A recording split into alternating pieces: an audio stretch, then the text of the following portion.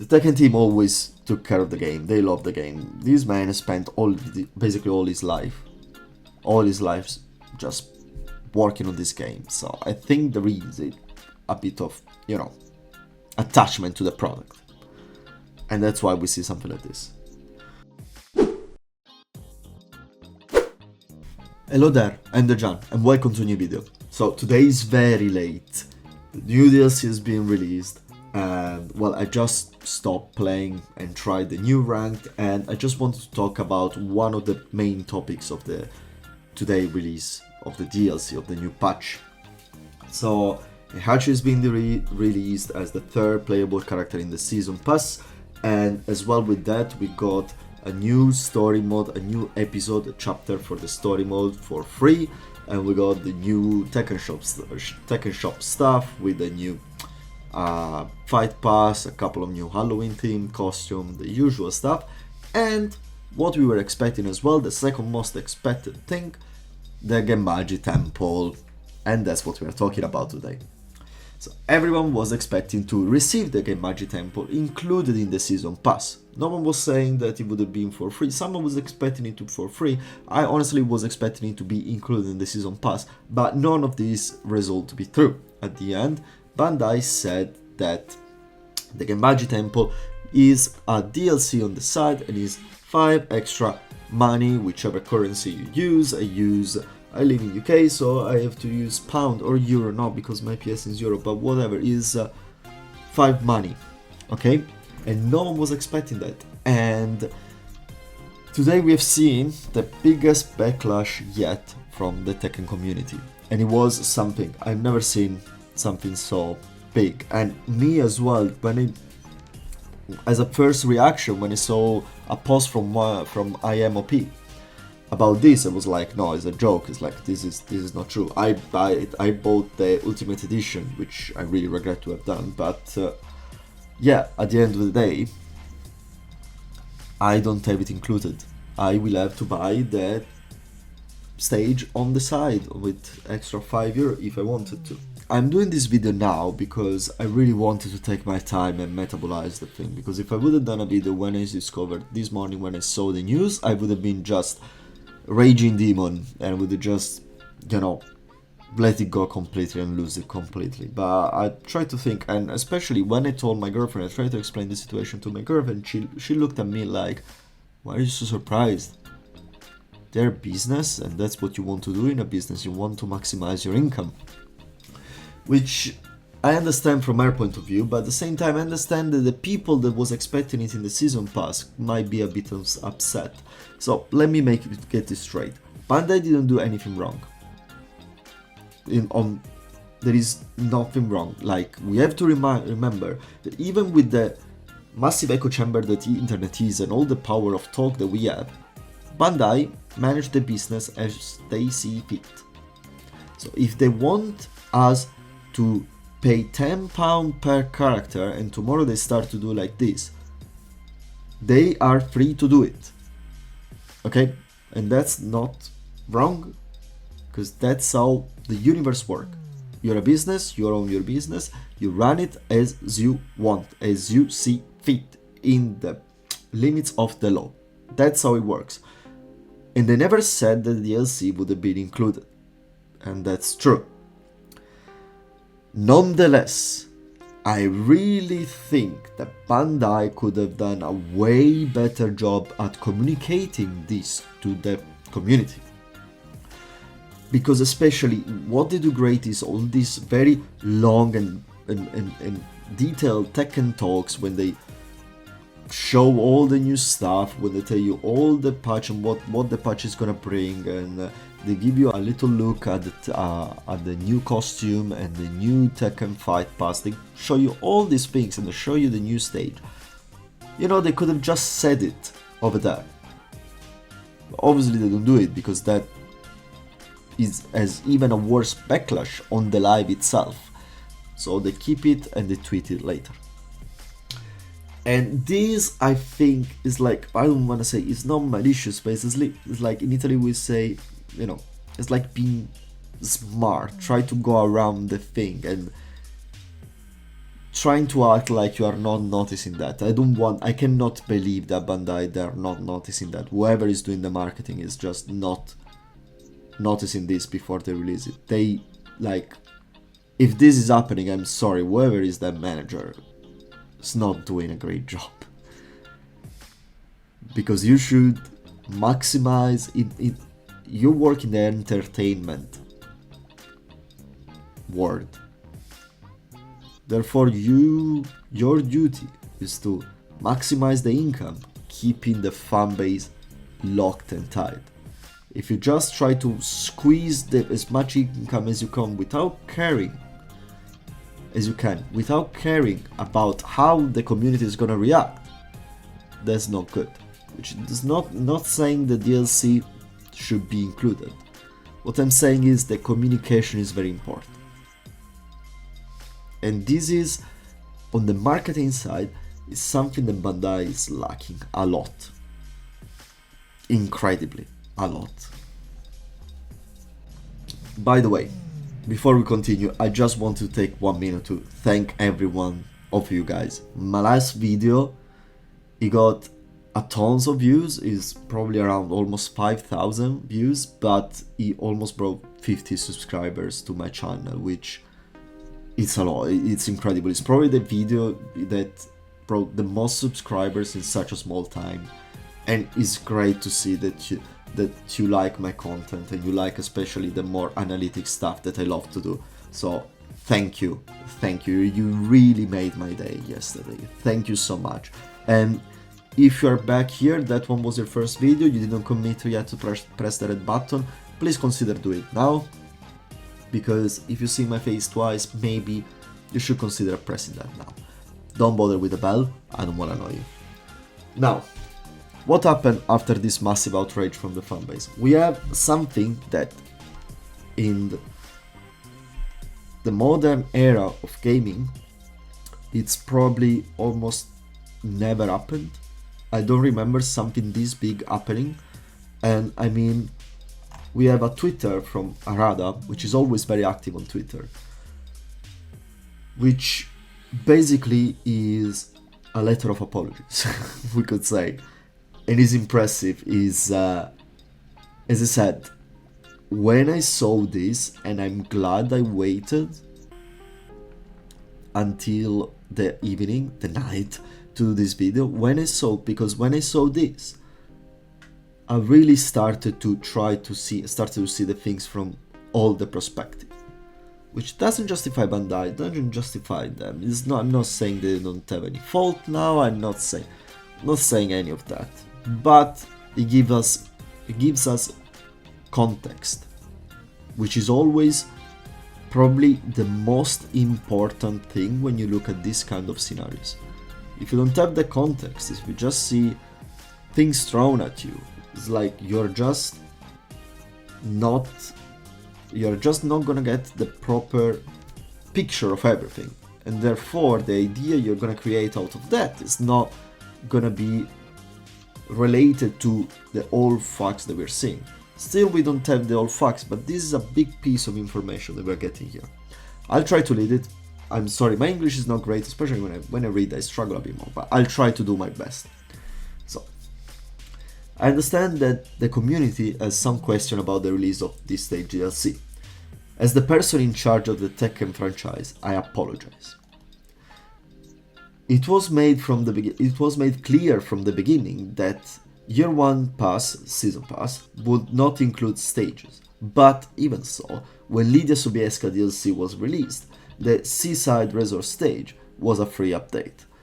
And in this case, even though the additional story mode, which should have had the highest development costs, is a free update. But the Gemaji stage was sold separately, and as a result, the release ended up being one that was not well understood or accepted by everyone. At least the almost all community was expecting a part as similar that of Lydia.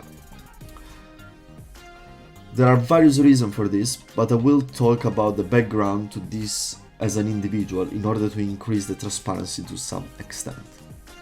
Now, I'm just gonna stop a second to comment this part. You have the leader of the arguably at the moment the second biggest fighting game, but the biggest fighting game franchise equally to Street Fighter is a name. It's like you go to someone that was alive with a PS in the 90s, he's gonna know Tekken. You go to someone that was alive with a Nintendo in the 90s, he's gonna know Street Fighter. That was it. So he's one of the leader of that. And he's taking responsibility for it.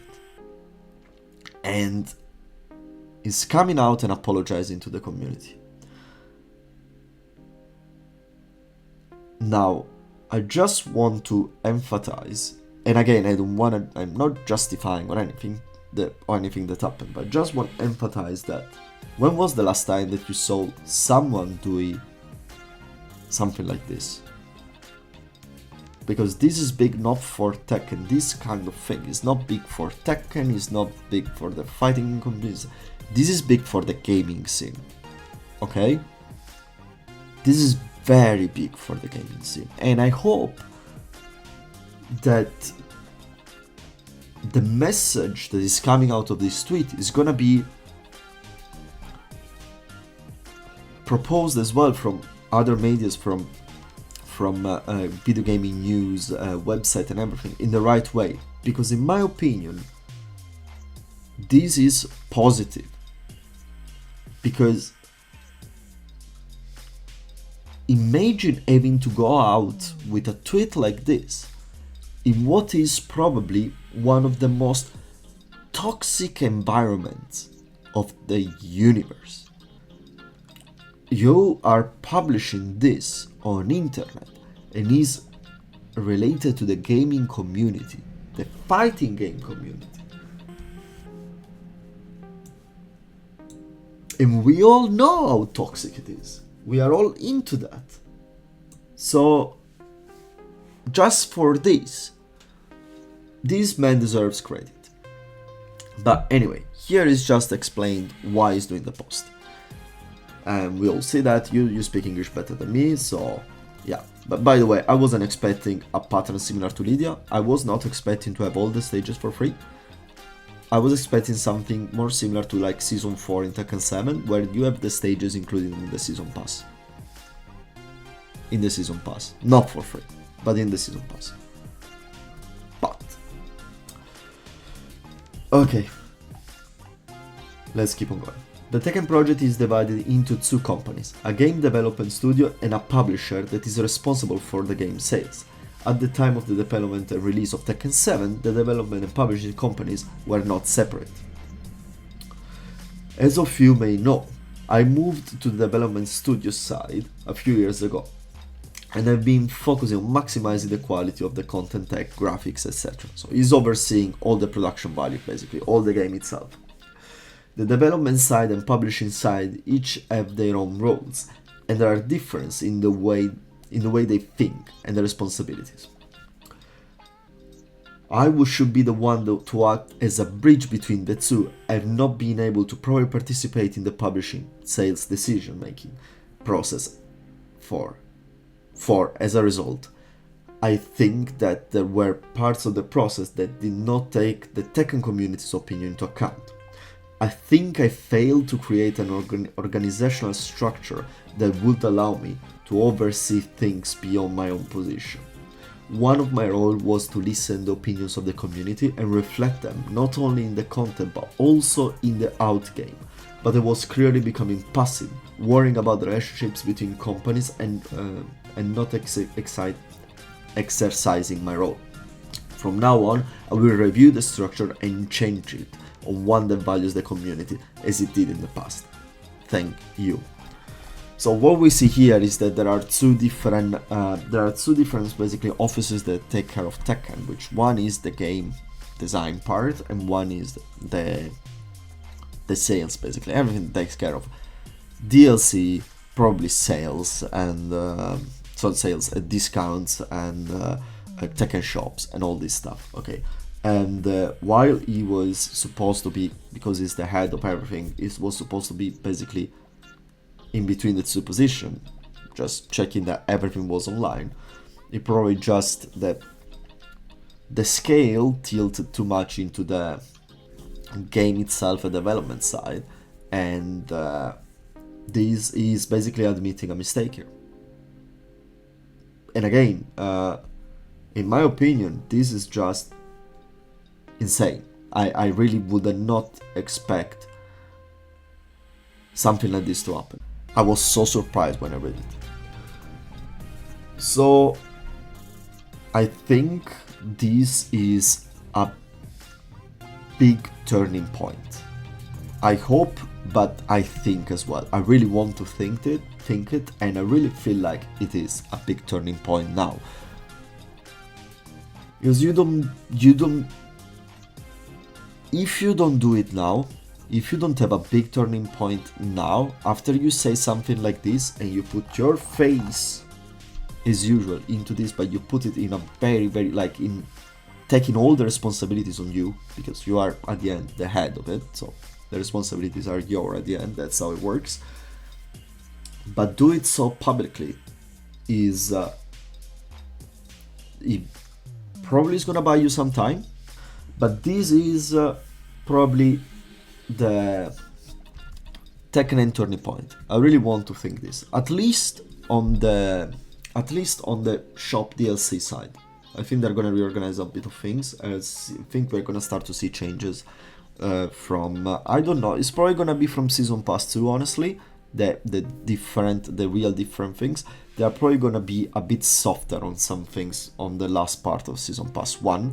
But at the same time, for how these things works, I don't think they can change anything for Season Pass 1 now, because that will basically include maybe some kind of retroactive changes and probably some change of contracts as well that they signed already, because I'm pretty sure that everything for Season Pass 1 is already laid down in their calendars. So yeah, I just want to be sure that everyone gets to see this, because in my opinion it's very important. I want to know what you think. This is like, this video, I just want to see as many content as you can.